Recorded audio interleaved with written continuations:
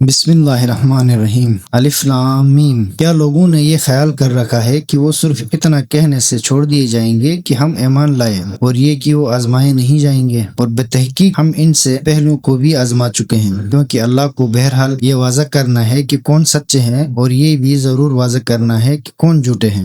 برائی کے مرتکب افراد کیا یہ خیال کرتے ہیں کہ وہ ہم سے بچ نکلیں گے؟ کتنا برا فیصلہ ہے جو یہ کر رہے ہیں۔ جو اللہ کے حضور پہنچنے کی امید رکھتا ہے تو وہ باخبر رہے کہ اللہ کا مقرر کردہ وقت یقیناً آنے ہی والا ہے، اور وہ بڑا سننے والا جاننے والا ہے۔ اور جو شخص جفاکشی کرتا ہے تو وہ صرف اپنے فائدے کے لیے جفاکشی کرتا ہے، اللہ تو یقیناً سارے عالمین سے بے نیاز ہے۔ اور جو لوگ ایمان لائے اور نیک اعمال بجا لائے، ہم ان سے ان کی برائیاں ضرور دور کر دیں گے، اور انہیں ان کے بہترین اعمال کا صلہ بھی ضرور دیں گے۔ اور ہم نے انسان کو اپنے والدین کے ساتھ اچھا سلوک کرنے کا حکم دیا ہے۔ اگر تیرے ماں باپ میرے ساتھ شرک کرنے پر تجھ سے الجھ جائیں جس کا تجھے کوئی علم نہ ہو تو ان دونوں کا کہنا نہ ماننا، تم سب کی بازگشت میری طرف ہے، پھر میں تمہیں بتا دوں گا تم کیا کرتے رہے ہو۔ اور جو لوگ ایمان لائے اور نیک اعمال بجا لائے، انہیں ہم بہر صورت صالحین میں شامل کریں گے۔ اور لوگوں میں کچھ ایسے بھی ہیں جو کہتے تو ہیں ہم اللہ پر ایمان لائے، لیکن جب اللہ کی راہ میں اذیت پہنچتی ہے تو لوگوں کی طرف سے پہنچنے والی اذیت کو عذاب الہی کے مانند تصور کرتے ہیں۔ اور اگر آپ کے رب کی طرف سے مدد پہنچ جائے تو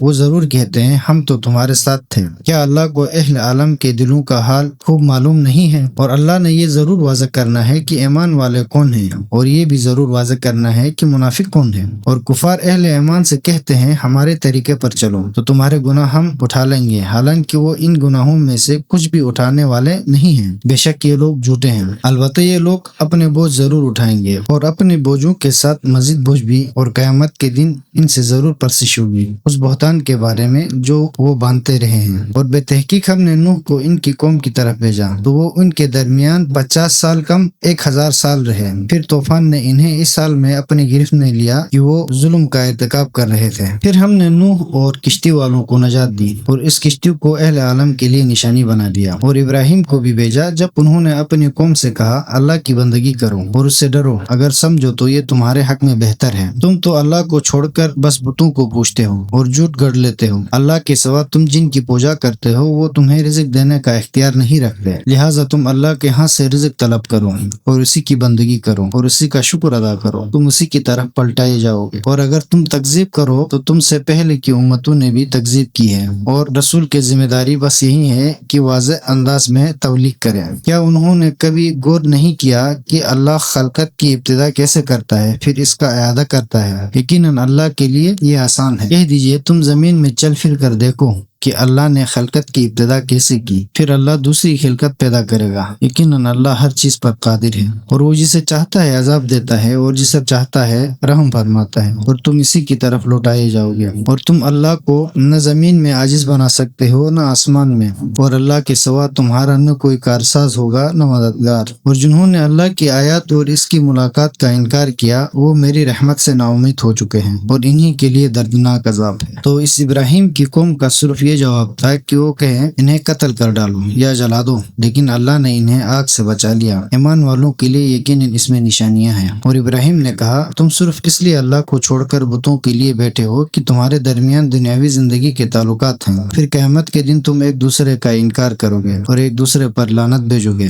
اور جہنم تمہارا ٹھکانہ ہوگا اور تمہارا کوئی مددگار بھی نہ ہوگا۔ اس وقت لوط ان پر ایمان لے آئے اور کہنے لگے میں اپنے رب کی طرف ہجرت کرتا ہوں، یقیناً وہی بڑا غالب آنے والا حکمت والا ہے۔ اور ہم نے ابراہیم کو اسحاق اور یعقوب عنایت کیے، اور ان کے اولاد میں نبوت اور کتاب رکھ، اور انہیں دنیا ہی میں اجر دے دیا، اور آخرت میں وہ صالحین میں سے ہوں گے۔ اور لوط کو بھی رسول بنایا جب انہوں نے اپنی قوم سے کہا بلا شبہ تم اس بے حیائی کا ارتکاب کرتے ہو جس کا تم سے پہلے اہل عالم میں سے کسی نے بھی ارتکاب نہیں کیا۔ کیا تم شہوت رانی کے لیے مردوں کے پاس جاتے ہو اور رہزنی کرتے ہو اور اپنی محافل میں برے کام کرتے ہو؟ بس ان کی قوم کا جواب صرف یہ تھا کہ وہ کہیں ہم پر اللہ کا عذاب لے آؤ اگر تم سچے ہو۔ لوط نے کہا میرے رب ان مفسدوں کے خلاف میری مدد فرما۔ اور جب ہمارے فرستادہ فرشتے ابراہیم کے پاس بشارت لے کر پہنچے تو کہنے لگے ہم اس بستی کے باسیوں کو ہلاک کرنے والے ہیں، یہاں کے باشندے یقیناً بڑے ظالم ہیں۔ ابراہیم نے کہا اس بستی میں لوط بھی ہے۔ وہ بولے ہم بہتر جانتے ہیں یہاں کون لوگ ہیں، ہم انہیں اور ان کے اہل کو ضرور بچائیں گے سوائے ان کی بیوی کے جو پیچھے رہنے والوں میں ہوگی۔ اور جب ہمارے فرستادے لوط کے پاس آئے تو لوط ان کی وجہ سے پریشان اور دل تنگ ہوئے، تو فرشتوں نے کہا خوف نہ کریں،